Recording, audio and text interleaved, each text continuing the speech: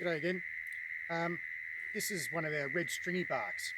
When I bought the farm in 2000, and it's 2020 now, this tree was alive and quite vibrant. There was a couple of branches that had broken off, but that's pretty common with Australian trees.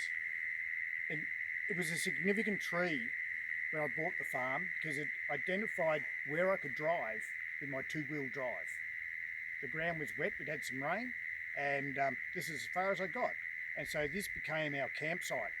We had a water tank here that we used to store all our gear in, and we used to have barbecues around here, and we'd sit in the shade, we'd have lunch with my son Mitchell, and then we'd go off from the farm, do our farm work, come back, we'd put our gear in our water tank and drive home because we weren't living here. So, Jared, I just want to ask you, and I know it is a bit painful, but when you say we, you're talking about you and Mitch, and it was a unit. It was just the two of you. And how young was he, and what was your life at that time? Mitch at that stage was about 9, and it was just the two of us. We were best mates, and we did everything together.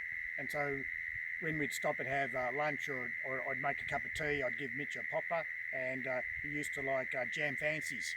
So that's sort of what we ate under this tree.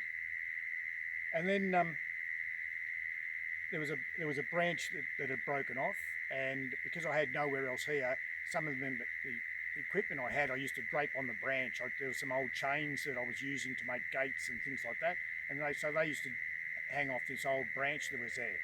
And when Elisa came along, she thought it was... Elisa's me, by the way, people. That's me. She thought it was artistic, and so she christened this tree the Instillation art tree. I didn't think it was artistic. I thought it was really ugly. And so that's how it was, and it's always been important.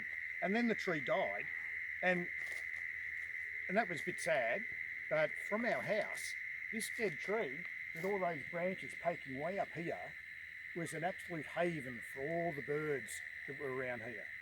And on any given day, we could be sitting in the house, having breakfast, lunch, morning tea, whatever, and we could look out and see a massive variety of birds. In half an hour, there'd be half a dozen different sorts of birds coming through.